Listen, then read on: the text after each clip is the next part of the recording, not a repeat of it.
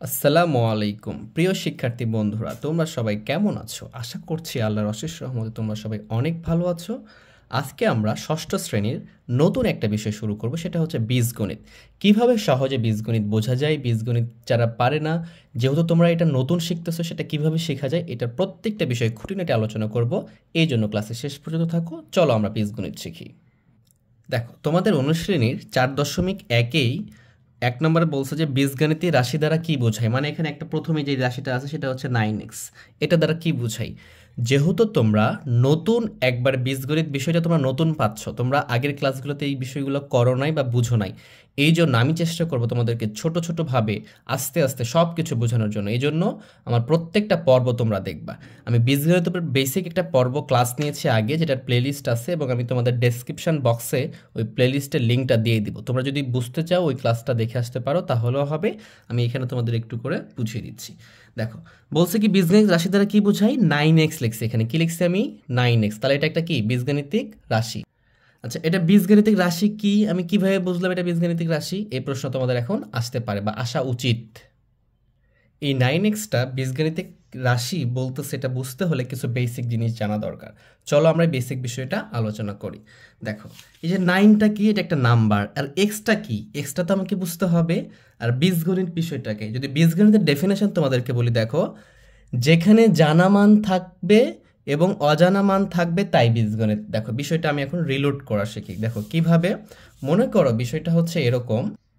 তাহলে এটা যদি সংখ্যা হয় তাহলে এক্সটা কি? এক্সটা হচ্ছে চলক। এক্সটা কি? চলক। তাহলে চলক তো তোমাদের কাছে নতুন বিষয়। হ্যাঁ, চলকটা শিখি আমরা। এর আগে প্রতীক শিখি। প্রতীকটা কি? তোমাদের বইয়ে প্রথমে আছে। প্রতীক কি? ভালো করে খেয়াল করো। প্রতীক হচ্ছে কোনো কিছু প্রকাশ করার যে মাধ্যম বা উপায়, এটাকে আমরা প্রতীক বলি। যে কোনো কিছু হতে পারে, ঠিক আছে? এগুলোকে কি বলা হয়? প্রতীক। আমরা যে এই বীজগণিত মানে ইংরেজি অঙ্ক, ঠিক আছে? মনে করো আমরা আগে যে অঙ্কগুলো করছি সেখানে কি ব্যবহার করতাম? 1 2 3 4 এগুলো ব্যবহার করতাম। হ্যাঁ, তাহলে এগুলো হচ্ছে সংখ্যা প্রতীক। আমরা সংখ্যাকে বের করতেছি বা অঙ্ক বলতেছি, এগুলোকে আমরা অঙ্ক প্রতীক বলতে পারি, ঠিক আছে? এই বীজগণিতে আমরা এইটাগুলোকে কি করব? 0 1 2 3 4 5, এই যে এই অঙ্ক প্রতীকগুলো আমরা বীজগণিতে ব্যবহার করবো। বুঝতে পারছো? এগুলো পাটিগণিতে ব্যবহার করছি, এগুলো বীজগণিতে ব্যবহার করবো। তাহলে এগুলো কি? প্রতীক। এবং এটা কি প্রতীক? এটা হলো সংখ্যা প্রতীক বা অঙ্ক প্রতীক। বুঝতে পারছো? অঙ্ক প্রতীক বলতে পারি, কারণ আমরা জানি 0 থেকে 9 পর্যন্ত এই 10টাকে অঙ্ক বলা হয়, বাকিগুলো সংখ্যা। এই অঙ্কগুলোকে সংখ্যা বলা যায়, অঙ্ক বলা যায়, কিন্তু বাকিগুলোকে অঙ্ক বলা যাবে না। তাহলে কি প্রতীক এগুলা? অঙ্ক প্রতীক বা সংখ্যা প্রতীক। মানে যেটাকে প্রকাশ করার মাধ্যমকেই প্রতীক বলা হয়, ঠিক আছে? আর এছাড়াও আমাদের কিছু প্রতীক আছে যেগুলোকে আমরা বলা হয় অজানা রাশি। মনে করো এ, বি, সি অথবা এক্স, ওয়াই, জেড। আর এই যে প্রতীকগুলা, যেগুলোর মান আমরা জানি না, সেগুলোকে আমরা বলি চলক। যেগুলোর মান জানা নেই সেগুলোকে আমরা কি বলি? অজানা মান, অজ্ঞাত রাশি, সেগুলোকে আমরা কি বলি? চলক বলি। এবং এগুলোকে আমরা কি জানি বলো তো? এ বি সি ডি, এগুলো কি একটা অক্ষর বা লেটার না? তাহলে এগুলোকে আমরা অক্ষর প্রতীকও বলতে পারি, ঠিক আছে? এগুলো কি অক্ষর প্রতীক? বীজগণিতের অক্ষর প্রতীক। এগুলো কিসের অক্ষর প্রতীক? বীজগণিতের অক্ষর প্রতীক। বুঝতে পারছো? আশা করি বিষয়টা বুঝছো। তাহলে বীজগণিতে কি ব্যবহার করা হয়? এইগুলো ব্যবহার করা হয় ইংরেজি অঙ্কগুলা, যেগুলো কি বলি আমরা? অঙ্ক প্রতীক বলি। আর এগুলো হচ্ছে অক্ষর প্রতীক, যেটার আরেকটা নাম কি? চলক। যেটার আরেকটা নাম কি? চলক। এই A B C D X Y Z কে আমরা কি বলি? চলক। এগুলোকে বলা হয় অক্ষর প্রতীক, ঠিক আছে? এইটার মান যে কোনো কিছু হতে পারে, এটা আমরা দেখব, ঠিক আছে? আশা করি তোমরা বিষয়টা বুঝছো। তাহলে বীজগণিত কখন হবে? বীজগণিত তখনই হবে যখন ডেফিনেশন লিখছি। দেখো, যেখানে জানা মান থাকবে এবং অজানা মান থাকবে তাই বীজগণিত। এখন দেখো, এই যে 9 এর মানটা তো 9, এটা তো আমরা জানি, কিন্তু এক্স এর মান কি তুমি জানো? বলো, এক্স এর মান কি হবে? যদি এখানে থাকতো এরকমটা যে মনে করো 9 × 5, দুটা গুণ আছে, তাহলে কত বলতো? 45। কিন্তু তুমি এখানে 9x বলতে হচ্ছে, তুমি x এর মানটা জানো না, এখানে অজানা মান আছে, এই জন্য এটা বীজগণিত। কথা বুঝতে পারছো? তাহলে যেখানে জানা মান থাকবে এবং অজানা মান থাকবে সেটাই বীজগণিত। আর বীজগণিত মানে ইংরেজি অঙ্ক, এই জন্য আমরা ইংরেজিগুলো ব্যবহার করব। আশা করি তোমরা বিষয়টা বুঝতে পারছো। এখন এইখানে তো কোনো যোগ বিয়োগ কিছু নেই, তাহলে কি বুঝবো আমরা? আচ্ছা, তাহলে এইগুলো হচ্ছে আমাদের এইটা। এছাড়া আমাদের কিছু কি থাকে? প্রক্রিয়া প্রতীক থাকে না? দেখো, আমরা আলাদা একটু শিটে দেখি। প্রক্রিয়া চিহ্ন বলি আমরা, যেটাকে প্রক্রিয়া প্রতীক। প্রক্রিয়া চিহ্ন কয়টি আমাদের বলো? প্রক্রিয়া চিহ্ন আমরা জানি একটা হচ্ছে কি? যোগ, বিয়োগ, গুণ আর হচ্ছে কি ভাগ, এটা কি বলি আমরা, যোগ বিয়োগ গুণ ভাগ, এটা তো আমরা জানি। এগুলো এগুলো হচ্ছে কি প্রক্রিয়া চিহ্ন, আর প্রক্রিয়া চিহ্ন যেটা দ্বারা প্রকাশ করা হয় সেটাকে বলা হয় প্রক্রিয়া প্রতীক। বুঝতে পারছো? এই প্রক্রিয়া প্রতীক এটা হচ্ছে আমরা যে অঙ্কগুলো করে এসেছি সেগুলোকে পাটিগণিতের অঙ্ক বলা হয়, ঠিক আছে, মানে বাংলা অঙ্ক। সেই বাংলা অঙ্ক তুমি এই কথাটা বলতা, কিন্তু যখন তুমি বীজগণিত করবা, যখন কি করবা, বীজগণিত করবা, এই বীজগণিতের সময় তোমাকে ইংরেজি অঙ্ক করতেছো, তাহলে ইংরেজি বলে ডাকতে হবে, ইংরেজি বলতে হবে। তাহলে এই যোগকে যোগ না বলে তুমি তখন এখানে বলবা, এই যোগকে কি বলবা, প্লাস বলবা। কি বলবা? প্লাস। মনে থাকবে? এই যে বিয়োগ আছে না, এই বিয়োগকে বিয়োগ না বলে তুমি কি বলবা, এইখানে তুমি বলবা মাইনাস। কি বলবা? মাইনাস। মনে থাকবে? আশা করি মনে থাকবে তোমাদের। এই যে গুণ আছে না, এই গুণকে ইংরেজিতে বলা হয় মাল্টিপ্লিকেশন। কি বলা হয়? মাল্টিপ্লিকেশন। অথবা তুমি এটাকে এই গুণকে এভাবে লিখতে পারো, অথবা ডটের মাধ্যমে গুণ প্রকাশ করা যায়, ঠিক আছে। এটাকে যে আমার ইলেকট্রিসিটি চলে গেছে, তোমরা একটু ভালো করে দেখো। আচ্ছা, এটাকে আমরা ইংরেজিতে মাল্টিপ্লিকেশন বলতে পারি, মাল্টিপ্লিকেশন, ঠিক আছে, যেটা বাংলাতে আমরা গুণ বলি, ঠিক আছে। এবং এটাকে ইনটুও বলা যায়। কি বলা যায়? ইনটু। মনে থাকবে? বা ডট, এগুলো হচ্ছে নাম, ইংরেজি নাম। আর এই যে আমরা ভাগ দিই না, এই ভাগটাকে আমরা কি বলি? ভাগ বলি। আর ইংরেজিতে এটাকে কি বলবো আমরা? ডিভিশন। কি বলবো? ডিভিশন। বুঝতে পারছো? ভালো করে খেয়াল করো, এই বিষয়গুলো জানলে তুমি এটা তখন পারবা। ওকে, বিষয়টা বুঝতে পারছো? তাহলে আমাদের প্রথমে ছিল প্রতীক, এগুলো হচ্ছে অঙ্ক প্রতীক, এগুলো হচ্ছে কি অক্ষর প্রতীক, যেটাকে আমরা কি বলতে পারি? চলক বলি, যেটাকে আমরা কি বলি? চলক বলি। এবং এটাই হচ্ছে অক্ষর প্রতীক, যেটার মান আমরা জানি না, এটা অজানা মান। বুঝতে পারছো? আর এখানে যে প্রক্রিয়া চিহ্ন আমরা আগে ব্যবহার করে আসছি, যোগ বিয়োগ গুণ ভাগ, ওই যোগ বিয়োগ গুণ ভাগই ব্যবহার করব। জাস্ট আমি বলবো কি, এটাকে বলবো প্লাস, এটাকে বলবো মাইনাস, এটাকে বলবো ইনটু, এটাকে বলবো ডিভিশন। তাহলে তোমরা এই বিষয়টা পারবা। আরেকটা বিষয় হচ্ছে কি, তারপর আমরা অঙ্কে চলে যাব। দেখো, মনে করো এখানে যে কি আছে, 9 গুণ এক্সই দিলাম, হ্যাঁ। এইটাকে 9 গুণ এক্স লেখা যায় কথা, আর এখানে 9 এক্স লেখা একই কথা। এর অর্থ হচ্ছে মানে দুইটা প্রতীক, মনে করো 9 একটা প্রতীক, যেটাকে কি বললাম আমি, এটাকে বললাম আমরা সংখ্যা প্রতীক বা অঙ্ক প্রতীক। আর এটা কি প্রতীক? এটা প্রতীক হচ্ছে চলক বা অক্ষর প্রতীক। এই দুটা প্রতীকের মধ্যে যদি কোনো চিহ্ন না থাকে, কোনো কি না থাকে, চিহ্ন, মানে যোগ বিয়োগ গুণ ভাগ না থাকলে আমরা ধরবো এর ভেতরে গুণ আছে। আর গুণটা কিছু না মানে যে ইনটু, এই ইনটু থাকে, বুঝছো? 9 ইনটু এক্স, এটাকে 9x, মানে এর ভিতরে বুঝে নিতে হবে ইনটু আছে। বুঝতে পারছো? এই যে 9x লিখছি না আমরা, তার মানে কি এখানে গুণ অবস্থায় আছে এটা, ঠিক আছে। এটা এইখানকার নিয়ম, এই অঙ্কের নিয়ম। এটা কি অবস্থায় আছে? গুণ অবস্থায় আছে। বুঝতে পারছো? কিন্তু যোগ আর বিয়োগ কিন্তু দেওয়া থাকবে, না থাকলে কিন্তু হবে না, ঠিক আছে। গুণ এবং ভাগটা দেওয়া থাকে না। আমরা আস্তে আস্তে বিষয়গুলো ক্লিয়ার হব। এই জন্য ক্লাসটা শেষ পর্যন্ত করো, এর পরবর্তীতে আরও পর্ব আসবে, সেটাও করো। তোমরা বীজগণিতের একবারে বস হয়ে যাবে ইনশাল্লাহ। যদি ক্লাস ভালো লাগে অবশ্যই চ্যানেলকে সাবস্ক্রাইব করবে। চলো আমরা এটা শুরু করি। তাহলে চলো আমরা অঙ্কে চলে যাই, ঠিক আছে। তাহলে ডেফিনেশন আমরা কি দেখছি, যেখানে জানা মান থাকবে এবং অজানা মান থাকবে তাই বীজগণিত। 9 জানা মান, এক্স অজানা মান, তাহলে এটা বীজগণিত। চলো আমরা সলিউশনে চলে আসি। তাহলে এই বীজগণিতিক রাশি দ্বারা আমরা কি বুঝাই বলছো, তাহলে আমরা কি বুঝি দেখি। তাহলে এটা থাকলে আমরা এভাবে লিখতে পারি যে, তোমরা অ্যান্সার লিখবা ডাইরেক্টলি, ঠিক আছে। যে কি লিখবা, 9x হচ্ছে, এটা লিখবা 9x হচ্ছে কি হচ্ছে, লিখবে এরকম যে 9 গুণ এক্স। আচ্ছা, তোমাদেরকে আমি একটু আগে বললাম, আমরা যে এক্সটা আছে না, এই যে এক্স, এই যে এক্স লিখছে এখানে, এটা এক্সটাকে আমরা এইভাবে লিখি, ঠিক আছে। বীজগণিত যেহেতু গুণ এভাবে আসে, এই জন্য আমরা এভাবে লেখার চেষ্টা করবো সবাই। তাহলে দেখো 9x হচ্ছে 9 গুণ এক্স, তাহলে মানে কিছু না থাকলে কি থাকে, এটা গুণ থাকে। তাহলে আমরা লিখতে পারি 9 গুণ এক্স, বা এটাও লিখতে পারি যে এক্স গুণ 9, একই কথা। আগে গুণ দাও অথবা পরে গুণ দাও, কোনো সমস্যা নাই, একই কথা, ঠিক আছে। এগুলো আমরা সাইড নোট বুঝাইছি, একই কথা। তাহলে 9x হচ্ছে 9 গুণ এক্স, অথবা এক্স গুণ 9, যে কোনো ইচ্ছে লিখতে পারো, বা অর্থাৎ এটাও লিখতে পারো যে অর্থাৎ, কি লিখতে পারো, অর্থাৎ এক্স এর 9 গুণ। কি লিখতে পারো? এক্স এর 9 গুণ। তাহলে এক্স এর 9 গুণ, তাহলেই হয়ে যাবে, ঠিক আছে। কেন 9 গুণ হচ্ছে? এটার অর্থ হচ্ছে এরকমটা যে, দেখো, মানে দেখো এক্স যোগ এক্স, তাহলে কি করে যোগ এক্স, মানে যখন আমরা বীজগণিত, তোমরা যেহেতু নতুন শিখতেছো, আমি এই জন্য তোমাদেরকে ভালো করে বোঝানোর চেষ্টা করতেছি। দেখো, এই যে একটা এক্স, এখানে একটা এক্স, এখানে একটা এক্স, তাহলে যদি তুমি 1 1 আর 1 যদি যোগ করো, তাহলে কত লিখো? 3 লিখো না? সেমভাবে এখানে একটা, দুইটা, তিনটা, মানে কি 3 লিখে এক্স লিখতে হয়। তাহলে 3টা এক্স আছে, তাহলে 3 গুণ মানে 3টা এক্স যোগ থাকলে 3x লিখতে হয়, বুঝতে পারছো? তাহলে এক্স এর 9 গুণ এখানে যেমন কি এক্স এর 3 গুণ, সেমভাবে এক্স এর কি 9 গুণ, তাহলে এক্স হচ্ছে 9 গুণ এক্স, একই ব্যাপার, গুণ আগে দাও আর পরে দাও। যেমন মনে করো এখানে তুমি কি লিখছো যে 2 গুণ 3, তাহলে কত হবে বলো তো? 3 দুগুণ 6। এখন যদি 3 আগে লিখে 2 পরে লেখো, মানে 3 গুণ 2 করো, তাহলে কি হবে? 6 হবে। বিয়োগের ক্ষেত্রে কোনটা আগে পরে এটা কোনো ম্যাটার করে না, বিষয়টা বুঝছো? তাহলে 9 গুণ এক্স অথবা এক্স গুণ 9 একই কথা। এটাকে গুণ না বলে আমরা কি বলবো? ইনটু বলবো। কি বলবো? মাল্টিপ্লিকেশন অনেক বড় হয়ে যায়, তাহলে কি বলবো এখন থেকে? 9 ইন্টু এক্স বা এক্স ইন্টু 9, এর অর্থ হচ্ছে এক্স এর 9 গুণ। দেখো পরেরগুলো আমরা খুব দ্রুত করব, দেখো বুঝতে পারবো বিষয়গুলো। তাহলে দেখো বি 2 নম্বরে দেওয়া আছে কি আমাদের, যে 5x প্লাস 3। তাহলে এই বীজগণিত রাশি দ্বারা কি বোঝাচ্ছে? তাহলে তুমি এটা উঠিয়ে ফেলবা, প্রশ্নে দেওয়া আছে এটা তুমি একটু উঠিয়ে ফেলবা, যে 5x প্লাস 3 হচ্ছে, তারপর লিখবে এভাবে, হচ্ছে কি হচ্ছে দেখো, এতটুকু মানে কি?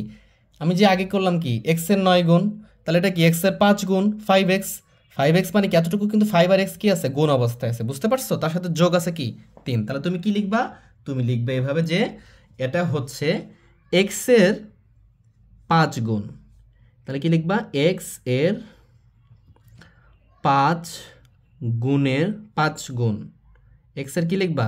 5 গুণ, x এর 5 গুণ এতটুকু, x এর 5 গুণ। এরপরে কি আছে? যোগ 3 আছে না? তাহলে তুমি লেখো যে এর সাথে x এর 5 গুণ, দেখো x এর 5 গুণ, তার সাথে যোগ 3 আছে, তাহলে আমি লিখবো কি এর সাথে, তাহলে x এর 5 গুণ এর সাথে 3 এর যোগ বা 3 যোগ, তাহলে হয়ে যাবে, বুঝতে পারছো? খুব সহজ, একেবারে সহজ। আমরা দ্রুত করবো, দু একটা বোঝাচ্ছি তোমাদের ভালো করে, যে x এর কি সাথে x এর 5 গুণের সাথে 3 যোগ, মানে 5x মানে কি x এর 5 গুণ, 9x মানে কি x এর 9 গুণ, ঠিক আছে? দেখো আমরা 3 নাম্বারটা করবো, চলো 3 নাম্বারটা কি লেখা আছে দেখো। এর পরেগুলো তোমার দেখবা লিখবা, তার মানে কি a এর 3 গুণের সাথে b এর 4 গুণের যোগ, খুব সহজ। তাহলে এটা লিখবা হচ্ছে, দেখো খুবই সহজ, হ্যাঁ, লিখবা যে এর সাথে কত আছে? 3 গুণ আছে, তাহলে এর 3 গুণের সাথে, যেহেতু a3 মানে কি গুণ আছে এর ভেতরে, বুঝতে পারছো? ইনটু আছে ভেতরে, এর 3 গুণের সাথে b এর 4 গুণের, মানে কি b এর সাথে 4 কি আছে? গুণ আছে না? গুণের যোগ, এটাই বোঝাচ্ছে। জাস্ট মাঝখানে যোগ আছে, এই জন্য যোগ লিখছি। দেখো কত সহজ, এভাবে আমরা সবগুলো করতে পারবো, বুঝতে পারছো? 4 নম্বরটা আছে দেখো আমাদের 3a গুণ b গুণ 4c। এখন বুঝো এইখানে কিন্তু এটা কি বলবো আমরা? ইনটু বলবো, মাল্টিপ্লিকেশন, এটা আমাদের গুণ বলা যাচ্ছে না, আমরা গুণ বললেও সমস্যা নাই, কিন্তু আমরা ইনটু বলাটা ভালো। তাহলে 3a এখানে কি আছে? গুণ অবস্থা, মানে ইনটু আছে, এখানেও ইনটু আছে, বুঝতে পারছো? তাহলে কিভাবে লিখবো আমরা? এটাকে লিখবো যে এটা হচ্ছে, দেখো মানে সবগুলোর সাথে গুণ, তাহলে আমি লিখবো কি এর 3 গুণের সাথে, এ যেটা থাকবে তার কত গুণের সাথে আছে? 3 গুণের সাথে, তাহলে এ এর 3 গুণের সাথে, এর 3 গুণের সাথে বি কি আছে? গুণ আছে, বি এর 3 গুণের সাথে বি, এবং বি এর সাথে কি গুণ আছে? দেখো 4c ও গুণ আছে, তাহলে কি লিখবো এখানে? সি এর 4 গুণের কি 4 গুণের কি প্রত্যেকটা গুণ না, তাহলে 4 গুণের কি হবে? গুণফল। কি লিখবো আমরা এখানে? গুণ করলে কি পাবো? গুণফল পাবো, 4 গুণের গুণফল হয়ে গেল। মানে এ এর 3 গুণের সাথে বি এর গুণ, মানে বি এবং সি এর 3 গুণের গুণফল। এইভাবে খুব সহজে আমরা সবগুলো পারবো। দেখো এরপরে আমরা যদি ভি নাম্বার 5 নাম্বারটা দেখি, আমি তোমাদের সবই সলিউশন করে দেবো ইনশাল্লাহ। এখানে আছে দেখো 4x প্লাস 5y, এখানে আবার কি আছে? নিচের 2, মানে কি এটা ভাগ না? ভাগ। তাহলে কিভাবে লিখবো আমরা? দেখো হচ্ছে, যেটা থাকবে সেটা হচ্ছে, জাস্ট মনে করো এতটুকু নাই, এতটুকু কি নাই, তাহলে এতটুকু থাকলে তুমি কি করতা? তুমি লিখতা যে x এর 4 গুণ, কি লিখতা? x এর 4 গুণ, এই সাথেটা এখানে লেখার দরকার নাই, ঠিক আছে, পরে লিখো। x এর 4 গুণ এবং y এর 5 গুণ, y এর 5 গুণ, x এর এখানে তো লিখে নেই, 4 গুণ 4, x এর 4 গুণ এবং y এর 5 গুণ, এই দুটা কি আছে? দুটা যোগফল। y এর 5 গুণের কি হচ্ছে 5 গুণের যোগফল। এতটুকু তো বুঝতে পারছি আমরা, তাই না? যোগফল। এরপরে কি হচ্ছে 2 দ্বারা ভাগ করছে না, 2 দ্বারা যদি ভাগ করে দেয় তার মানে কি হয়ে যায়, অর্ধেক হয়ে যায় না? তাহলে আমরা লিখতে পারি যোগফলের অর্ধেক। এই তো হয়ে গেল, বুঝতে পারছো? এইভাবে স্টেপ ওয়াইজ করলে তোমরা খুব সহজে করতে পারবা। তাহলে কিভাবে লিখবা, যে এক্স এর 4 গুণ এবং ওয়াই এর 5 গুণের যোগফল, এই দুটো কি যোগফল, আর 2 দ্বারা ভাগ করা মানে কি অর্ধেক, যোগফলের অর্ধেক। তোমার যদি এটা লিখতে যে যোগফলের সাথে 2 ভাগ, তাহলেও কিন্তু হবে, কোনো সমস্যা নাই। এরপরে দেখো আমরা 6 নম্বরটা দেখি। 6 নম্বরটাতে কি দেওয়া আছে? 6 নম্বর দিয়েছে আমাদের যে 7x মাইনাস 3y বাই 4। তাহলে এটাও লিখবো আমরা হচ্ছে একই ব্যাপার, ঠিক আছে, কোনো সমস্যা নেই, একই কথা, জাস্ট কথাই প্রকাশ করতেছি। ওকে, মনে করো এখানেও 4 নাই, তাহলে তুমি কি লিখবা বলো? তুমি লিখবা যে x এর 7 গুণ এবং y এর, দেখো x এর সাথে 7 গুণ আছে, যে y এর 3 গুণের, এটা কি দেখো, এবারে কি যোগফল লিখবো? এখানে কি আছে বলো? এখানে আছে কিন্তু বিয়োগফল। হ্যাঁ, তাহলে আমরা লিখবো বিয়োগফলের বিয়োগফল, বিয়োগফল। 4 দিয়ে ভাগ করলে কি হয়, 1/4 হয় না? এখানে যেমন 2 দ্বারা ভাগ করে অর্ধেক হয়েছিল, 4 দ্বারা ভাগ করলে কি আমরা লিখতে পারি 1/4। অথবা এটাও লিখতে পারি যে বিয়োগফলের 4 ভাগ, বিয়োগফলের বা বিয়োগফলকে 4 দিয়ে ভাগ। বুঝতে পারছো? অথবা তুমি কি লিখতে পারতো, অর্ধেক যেমন লিখছো না, এখানে লিখতে পারতা যে বিয়োগফলের 1/4, তাও কিন্তু হবে, কোনো সমস্যা নাই। যেহেতু 4 না থাকলে 3 থাকতে পারে অথবা 5 থাকতে পারে, তখন তো 1/4 হয় না, তখন কি করবো, আমি যেন 4 লিখলাম, যে বিয়োগফলকে 4 দিয়ে ভাগ, তাহলেও হবে। বিয়োগফলকে 4 দিয়ে ভাগ করছি আমি, ঠিক আছে। এরপরে দেখো আমরা 7 নম্বরটা যদি দেখি, 7 নম্বরটা কি বলতেছে? সাথে লিখে আছে দেখো, যে x/3 plus y/2 minus z/5, এটা দেওয়া আছে, ঠিক আছে। তাহলে এখানেও লিখবা হচ্ছে, সব জায়গায় একই প্রসেসটা অ্যাপ্লাই করবা, তাহলে তোমাদের জন্য সহজ হবে। তাহলে দেখো তো x/3, এই দেখো এখন এখানে খেয়াল করতে হবে, এটা কি ভগ্নাংশ আকার আছে না? ভগ্নাংশ থাকা মানে কি, এটা লব এবং এটা হর, আর মাঝখানে চিহ্ন কি থাকে, এটাকে ভাগ বলা হয়। বুঝতে পারছো? উপরে যেটা থাকে সেটাকে নিচেরটাতে কি করি, ভাগ। তার মানে যেমন ধরো ইনটু চিহ্ন, ধরো মনে করো এখানে কি ছিল, ইনটু চিহ্ন দেওয়া নাই, মানে গুণ চিহ্ন দেওয়া নাই, কিন্তু আমরা কি বলতেছি, গুণ বলতেছি, যে x এর 7 গুণ। সিমিলার ওয়েতে এখানে ভাগ চিহ্ন দেওয়া নাই, কিন্তু উপরে নিচে আছে লব হর আকার আছে, এটাকে আমরা ভাগ বলবো। বুঝতে পারছো? আশা করি বিষয়টা তোমরা বুঝছো। তাহলে হচ্ছে কি লিখবো আমরা, x কে 3 দ্বারা, x কে 3 দ্বারা এবং যেভাবে ইচ্ছা লিখতে পারো, হ্যাঁ, এবং y কে যৌক্তিক হতে হবে, অযৌক্তিক তো হলে তো হবে না। y কে 2 দ্বারা, x কে 3 দ্বারা এবং y কে 2 দ্বারা ভাগ করে, দেখো x কে 3 দ্বারা ভাগ করলাম, y কে 2 দ্বারা ভাগ করে, যখন ভাগ হয়ে গেছে, মনে করো 2টা ভাগ করছি, ভাগ করে তারপর কি 2টা যোগ আছে না, এটার পরে আসতেছি আমরা, তাহলে কি লিখবো এখানে, ভাগ করে প্রাপ্ত ভাগফলের, ভাগ করে প্রাপ্ত ভাগফলের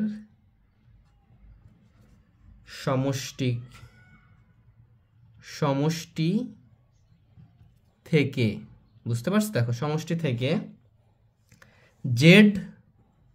জেড কে 5 দ্বারা ভাগ করে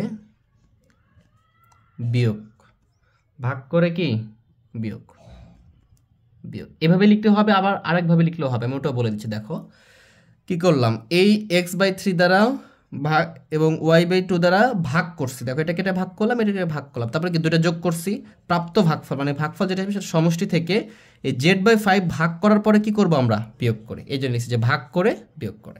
তোমরা এই বিষয়গুলো বুঝলেই পারবা, যেভাবে ইচ্ছা অন্যভাবেও, মানে একটু কথার এদিক ওদিক করেও লিখতে পারবা, কোনো সমস্যা নেই। হ্যাঁ, যৌক্তিক হলেই হবে। এটা আমাদের 7 নম্বর ছিল। এরপরে দেখো আমরা 8 নম্বরটা দেখব। 8 নম্বরে আমাদের কি দেওয়া আছে, পেনটা একটু চেঞ্জ করে নিই।